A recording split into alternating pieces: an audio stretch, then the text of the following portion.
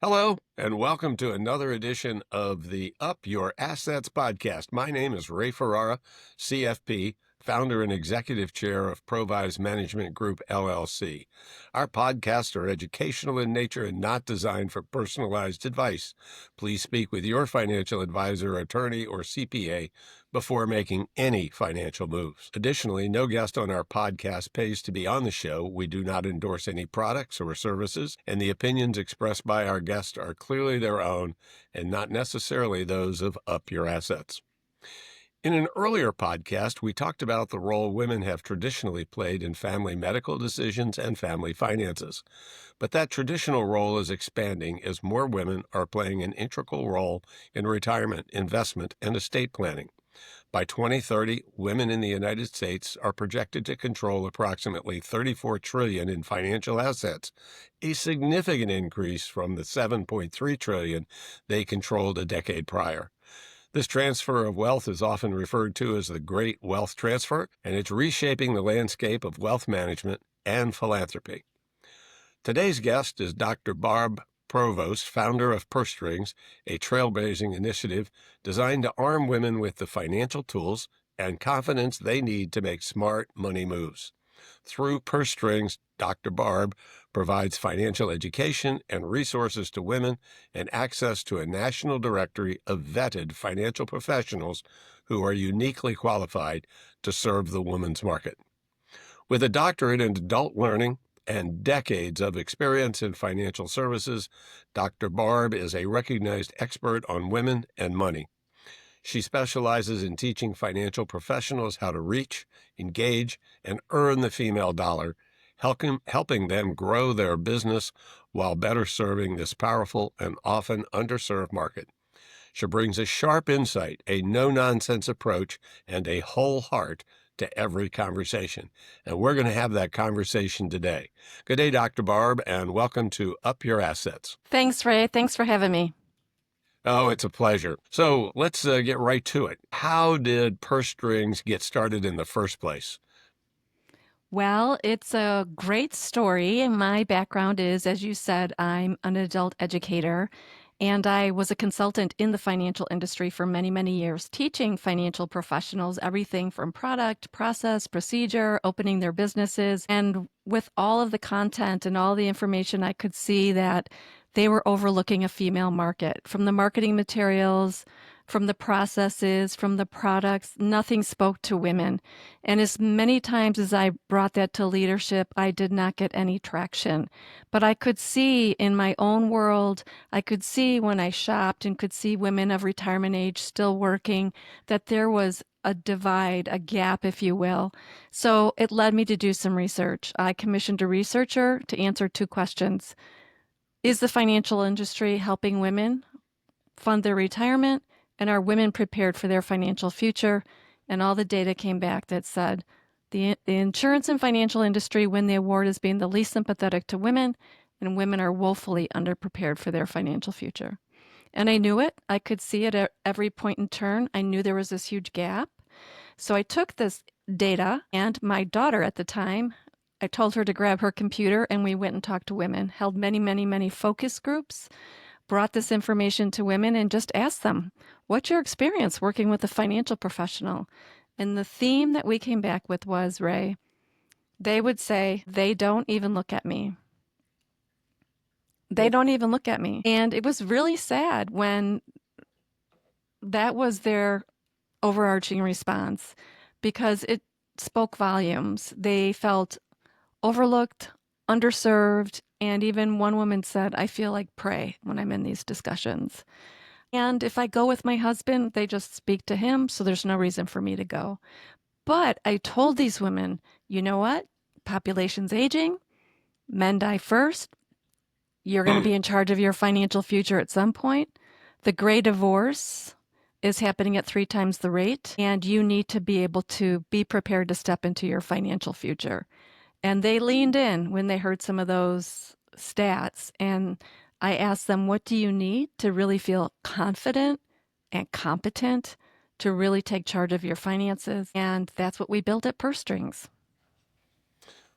Yeah, well, it's amazing when you actually have data how well you can connect the dots. And clearly, you have started doing that and are doing that at Purse Strings right now. So, what's the ultimate goal for the mission of Purse Strings? At Purse Strings, we want to be the go-to resource for women at any point in time when they have a financial question, concern, or they need to take some action at some point, whether it's buying a house, planning for retirement, they're going through divorce, suddenly widowed, have a windfall, need to pay down debt, whatever it is. We want them to go to Purse Strings. So, as you've mentioned, women feeling frustrated with financial advisors that don't pay attention to them. How have you been able to attract women who are in need, whether it's because of the great divorce that you talked about, the death of a spouse, some other major event, perhaps a positive thing like the birth of a grandchild or a promotion at work? How have you been able to attract those people and bring them into Purse Strings to learn that there are alternatives to the quote traditional ways that have occurred up to this point? So we speak with a lot of stories and similar experiences that women have had. I mean, there are many transitions that women go through in life. Kids leave the nest, or going through a divorce, or they're getting a windfall. These are all money, you know, concerns or questions or foundational questions that they have at these points. And sometimes women just don't know who to turn to or they do nothing. So, with our podcast, we tell stories about women who've gone through divorce and how they've navigated that. We educate at every point in turn. We do Money Mondays, which talk about, do you have a 401k at work? Are you matching? Are you moving from one career to another? Are you taking that 401k with you? So we're looking for connecting the dots and opportunities for just-in-time education. We have a newsletter that goes out to, hundreds of thousands of women, and we're educating through the newsletter. We're on social media, so we're doling out bite-sized pieces of information there as well. On our website, we have downloadable guides, if you will, that speak to very prominent concerns women have, like, how do I know where my money's going? That's a guide that we have, which is really a cash flow statement. They can download that right off the front of our website. Or how to prepare for a divorce before you mention the D word. That's another one. Or Indeed. how do I get started investing? That's another one. So we know the key themes that women are looking for, and we consistently address those themes. Well, I think you're providing some really wonderful resources. If I've explored the website and looked at some of the information, it's really well done and speaks to the head through the heart Mm-hmm. in many different cases. So, what are your biggest challenges at Purse Springs? Well, some of the biggest challenges are we are a mother-daughter duo. We're fully bootstrapped. With women starting new businesses every day, it's very difficult to get VC funding. VC funding typically goes to men. I don't know if you know this, but less than 3% of VC funding goes to women, and less than half of that goes to women of color.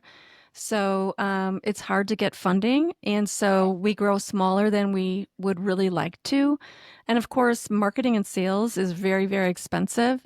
So trying to get the word out and things like this are fantastic for us. Any opportunity, at any point in turn that we can speak to any group around purse strings and that we're offering all this free information for women and that we're here for them is a great opportunity for us to really let people know. So many people say, Barb, what you have here is fantastic. You're just shouting from your front door.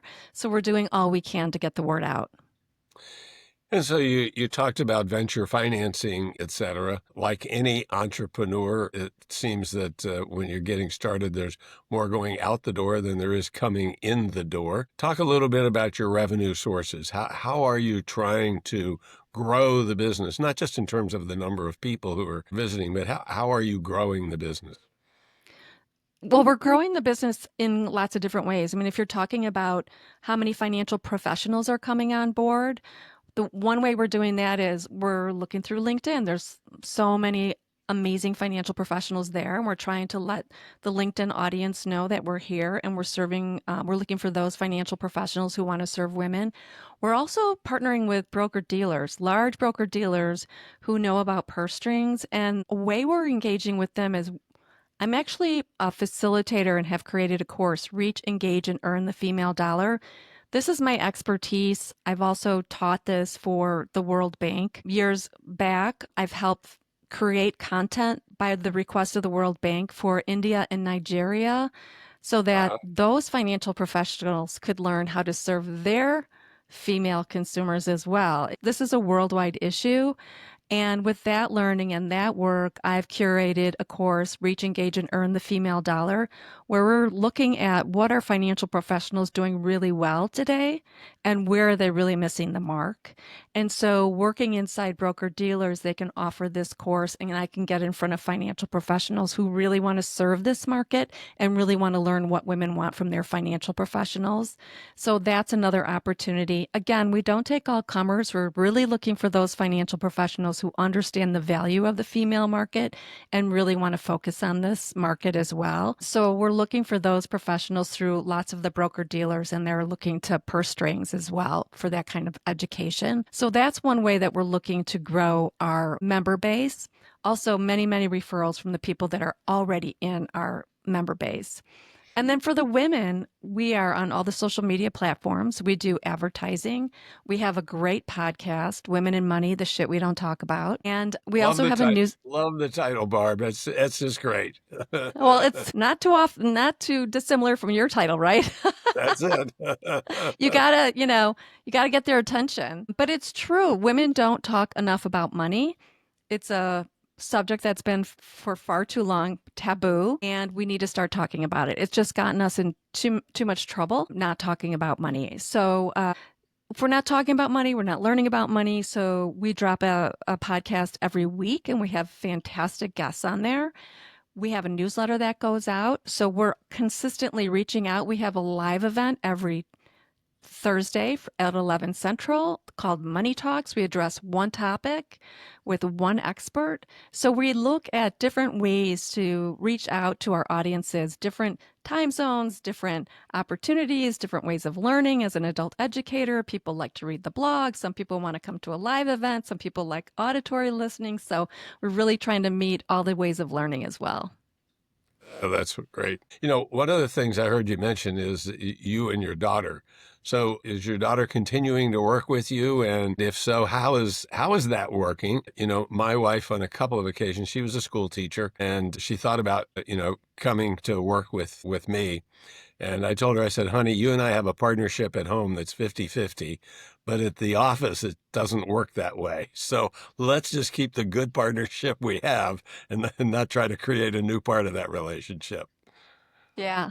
Well, like I said at the beginning, when I needed a scribe and Maggie was a senior in high school, I asked her to be my scribe, which she was. So she was here right at the ground floor, listening to what these women had to say. And she'd ask me questions like, Mom, why would women give their money to someone who doesn't even look at them? Like she was so curious about this subject. And she was at the kitchen table when we were discussing, the logo, the colors, the themes, the key messages for purse strings. So she really saw it being built from the ground floor. And she then went off to college and, COVID happened and she finished her MBA. And that's where she was looking for a job. I closed my consulting practice because I was running two businesses at the same time. So I closed the consulting practice and I said to Maggie, do you want to go full time with me into purse strings? And she said, yeah. I mean, it opened her eyes at the beginning. And so she was very aware going through college and all of that about this whole money thing. And she was also saying, gosh, I got my MBA. They never taught us personal finance at all. Yeah. It's just amazing to her. So she is the engine behind purse strings. She is all things operations, sales, and she does it all behind the scenes and in front of the scenes too. So I couldn't have done it without her. We have a great relationship, always have. And we have our ups and downs, of course, but we've managed ways to work through it when we do. And Barb, I'm going to go back up for just a second. You were talking about the educational training that you do through broker-dealers and other units. Have you gotten the education approved for continuing education credits with, say, maybe the CFP board or the Financial Planning Association? Any I have gotten or, it or approved. any or any states or anything like that can be helpful? Yes, I have it approved through the CFP board for 8 CE credits and also with CDFA, the Certified Divorce Financial Analyst, and easily can get it approved for any other organizations that are interested in having it approved. It's 8 CE credits, pretty easy to do, and it's a very intense course. It's only 4 sessions, 2 hours a session. I've trained financial professionals for a long time. I know they just like to get to the core of the information, no fluff. They want to learn what they need to learn. I gave them a full-blown assessment that we walk through during the whole course so they know when they leave what they're doing well, where they need to fine tune. They address some low-hanging fruit right away in the course. They leave with a ton of resources, books, podcasts, things like that, and they can hit the ground running. So, it's really gotten fantastic reviews. I bet it has, and the enthusiasm I hear in your voice as you talk about it clearly spills over, I'm sure, into the classes themselves. Hmm. Well, you work with financial professionals, and really, maybe I shouldn't even say financial professionals because it's really, it appears that you've got a network of CPAs, financial folks, legal advisors, et cetera, to better help serve the market. So how do you work with these professionals? And if financial professional was looking at the podcast, talk about your vetting process and how the process work, and maybe how somebody actually applies to join the network. Yeah, so first of all, we look for financial professionals who have 3 criteria. First, they understand the female market. So we meet with each person via Zoom, and if they can articulate to us chapter and verse what they know about the female market and what their experiences are, if they have programs already that they're doing to engage and reach out to the female market, fantastic. For instance, we have some women who are widowed and they focus on serving widows. They've written books, they hold workshops, things like that. Perfect, right? They lead with education. That's the second component. They don't just try to sell a product, which we've seen far too often, and then those people leave and you never see them again. They lead with education, so there's full understanding about products and services. Third is they're going to be in the industry for a while. They're just not working part-time or they're not a year from retirement. So people who are going to be kind of in your network, on your financial team, as we say, for the long term. Now, if people come and say, wow, Barb, I really want to learn about this. I know this is the market. I'm going to be in the industry for a while. How do I learn about it? We invite them to take the course first, learn what they need to know. Once they complete the course, they can then join us at Purse Strings and then take advantage of being in our community, having their own web page, and being promoted out to our communities of women and being engaged with the rest of the financial professionals that we have in our community. I want to be careful not to stereotype the rest of the quote guys Yeah. that are there. But my experience has been as I've sat in on numerous meetings watching other professionals. I hate to say it, but it is sad what a poor job many, I don't want to say most, but many male advisors, how how poorly they communicate, and how much they pay attention, and particularly as I said in the opening remarks. First of all, we know statistically that the women are going to outlive the guys most of the time, and they're eventually going to end up with the money. And I think the statistics, which are really rather staggering, is it's something like 75 or 80% Yeah. are going to change the advisors at the time they've lost a spouse or either through divorce or death. Speak to that just a little bit for us. Yeah, and you know what's so shameful about that number's been around a long time, and the industry has really done nothing about it. You know, when a woman loses her spouse, the data will tell you that she's going to leave her financial professional within the first year of losing her spouse. And you know why that is? He has never engaged with her, understood her, asked her what her concerns are. What are her goals? What does she want with her retirement? What is important to her? Never had those conversations. She doesn't even think she's important to the conversation, to the money, to any of that. So she's going to go find somebody who gets her. And so they leave. And that's not only with widowhood, but women who go through divorce, same thing. They're going to leave. A lot of money walks out the door every single day. And one time I asked a financial professional, 70% every day. And he goes, yeah, I know money walks out the door every day. I said, how come they're not doing anything about it? And he said, I don't really think we're feeling the pinch. Wow. Somehow that's the wrong motivation. Well, Uh, I think all the money that they spend on marketing to get consumers in the door, millions and millions and millions of dollars, and yet they're just letting women walk out the door and they're holding the purse strings. So I don't get it because all the data, and I speak in numbers all the time, and numbers are the vocabulary of financial professionals. The numbers will tell you women are the market. um, but we at Provise are very proud of the fact that we retain the vast majority of that business. But I'm also very respectful of those few who do want to make a move, um, for whatever the reason is. Hmm. And while it's in the case of divorce, we're often able to keep both as clients going forward.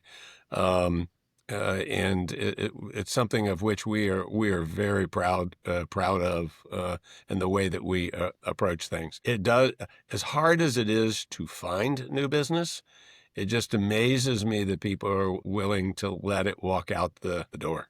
I get it. And congratulations to you. I love hearing that.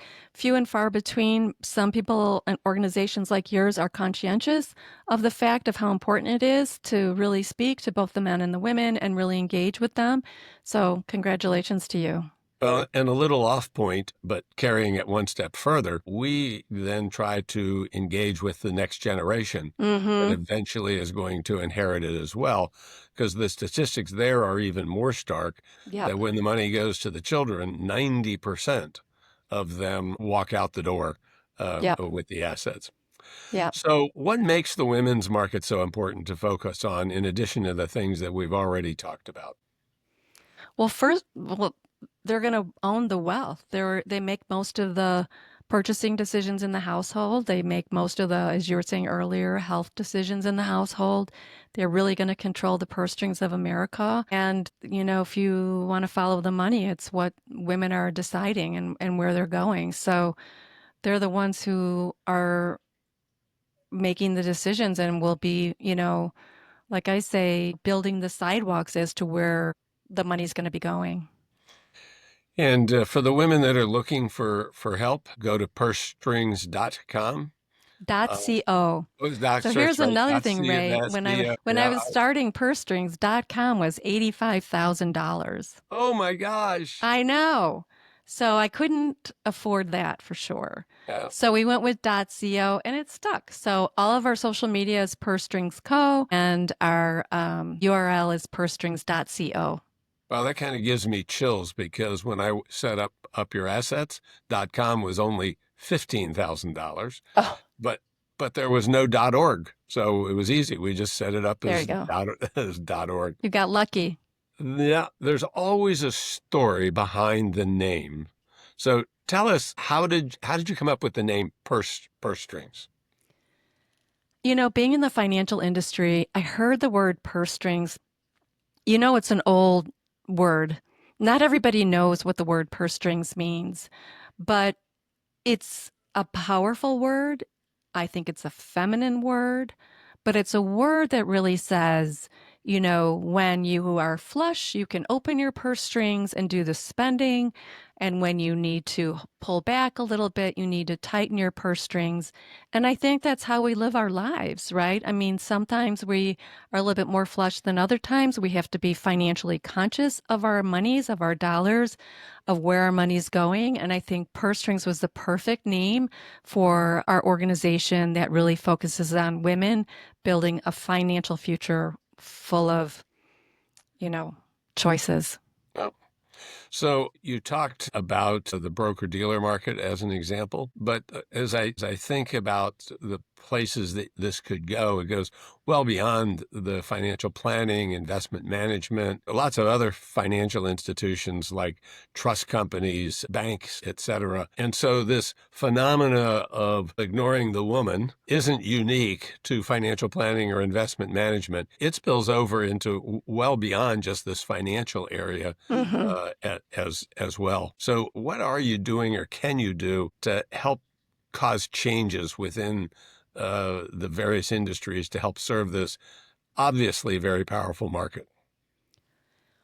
Well, we're doing all we can to make inroads in the biggest financial impacts we can. And I think those are the broker dealers, which have large thousands of financial advisors. And like you say, we would love to break into the realtor market. I mean, more women are buying houses on their own every day, and we'd love to have more realtors on our site so that women can buy their own houses and be more self-sufficient in that way and be homeowners. That's a great way to build wealth as well. And we think about, I want to make sure every woman has their own estate plan. So more estate planning attorneys because you need one for every state for the most part. And so we need more estate planning attorneys in our network so that we can point women towards estate planners because that is so important. Just even the basic powers of attorneys and things like that. And teaching women why that's so important for themselves, for their children, for their families. So the more we educate, the more we want to make sure the resources are available to them at our fingertips. So you're absolutely right. This could parlay very wide and can really grow. And we're prepared to grow as long as we can get the word out. Got it. So, what are the answers to any questions that I didn't ask that you'd like to share now? What are the answers? It's always, what are the barriers? I always like to say is, just getting the word out for the most part. And I'm always stumped as to why financial institutions aren't doing more. I thought it was very interesting about a month ago when I saw that LPL has now Anna Kendrick, which is a young female, as their spokeswoman, which is eye opening and jaw dropping because, first of all, LPL never really marketed to the public, which they're doing now. And second of all, they marketed to the men on the yachts, you know, not really they did not to the women who were, the who were like in their 40s. So what does that tell you when one of the largest broker dealers is hiring a woman in her maybe early 40s as their spokeswoman, right? And what does it tell you when Mass Mutual has a commercial that has all the female athletes on there that talks about marketing to women? So they're recognizing that women are a powerful market. But I'm wondering what's happening behind the scenes with their organizations and what are they really doing to help their financial professionals engage and really serve their female clients? Now, as you and I discussed when we were getting ready, at one point we had 50%, actually a little over 50% of our advisors were females. Then within the last 2 years, three of them are no longer here because why? They retired. Yeah. it, and so, again, it's the effort that you put into it. It's not just talking about it. It's the effort that you Absolutely. put into it.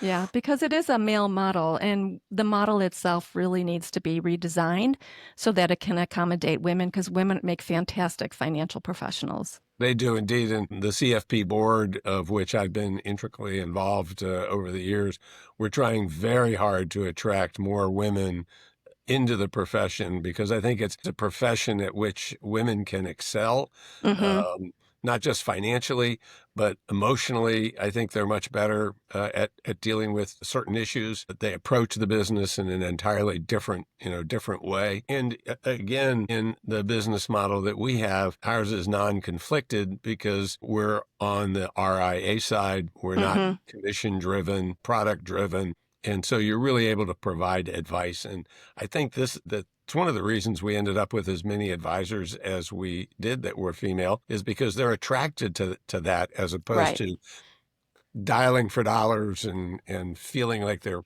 making people make the wrong decisions. So I hope that any ladies that are listening to this, that they will absolutely, if they're looking for a career or thinking about a career, Yeah. consider the financial planning profession. Yeah, for sure. Well, Dr. Barb, thank you so much. I hope that this is the beginning of a great relationship between Yeah. Purse Strings and Up Your Assets and us personally. Thank you for being with us today, and I look forward to chatting with you again soon. Thank you so much, Ray. I've enjoyed it. Thank you.